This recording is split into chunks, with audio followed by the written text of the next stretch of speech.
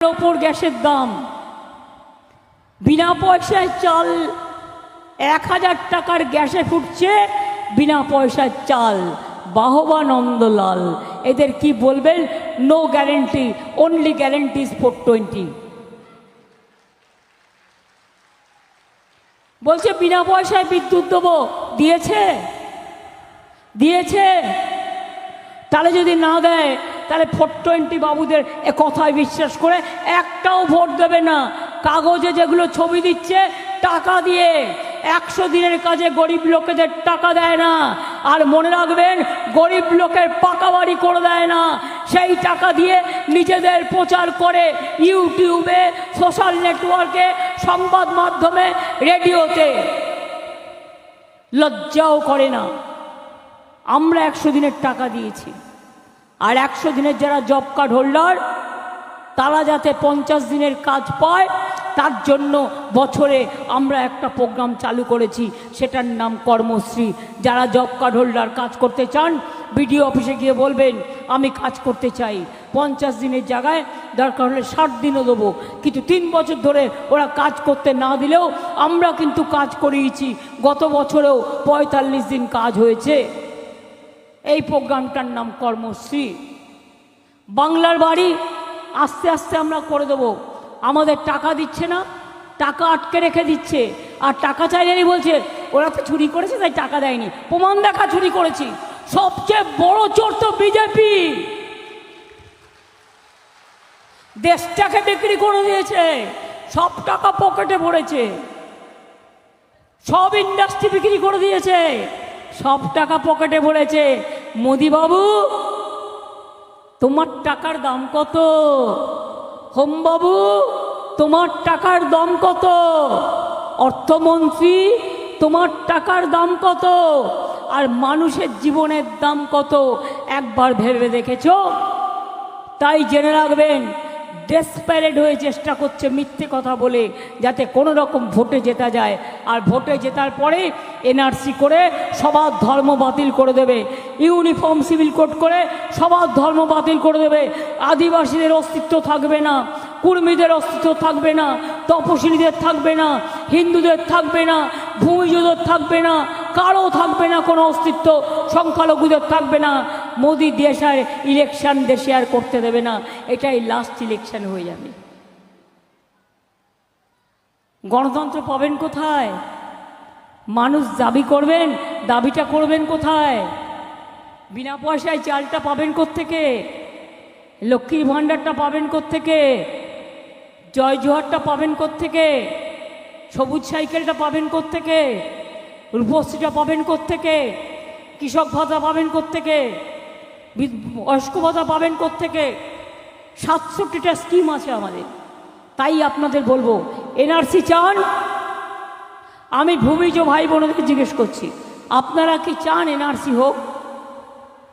NRC হলে কারো কোনো অস্তিত্ব থাকবে না। আজ পর্যন্ত সারি আর সারনা ধর্ম করেছে, বারবার লেখা সত্ত্বেও বিজেপি করেনি।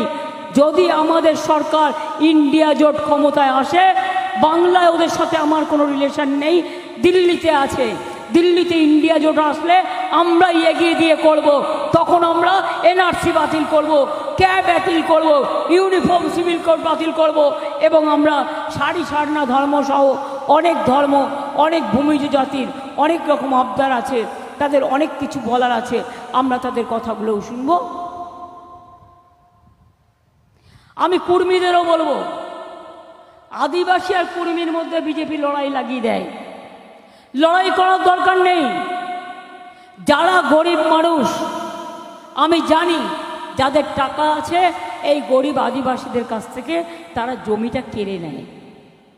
আমি আপনাদের জন্য আইন করে দিয়েছি, আদিবাসী জমি কোনো হস্তান্তর চলবে না।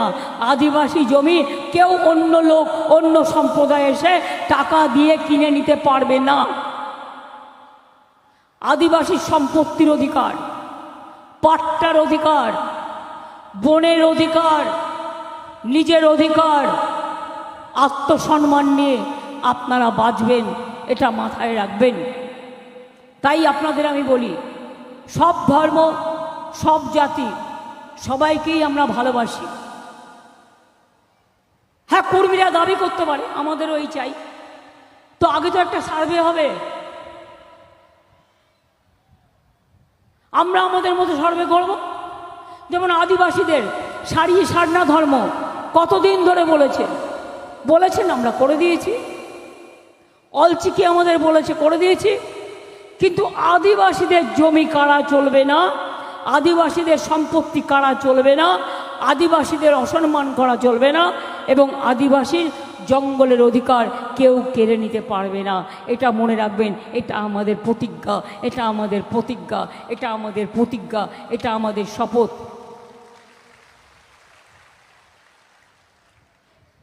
আমরা 21 সালে বলেছিলাম আমরা যা বলি তাই করি। বিনা পয়সায় রেশন দেবো জিতলে। বিনা পয়সায় রেশন পাচ্ছেন? জঙ্গলমহল, লক্ষ্মীর ভাণ্ডার পাচ্ছেন মা ভাই বোনেরা?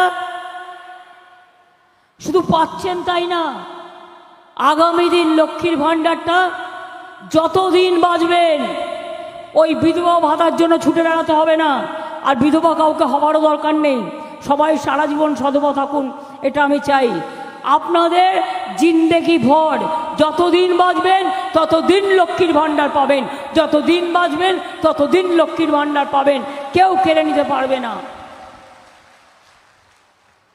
আমি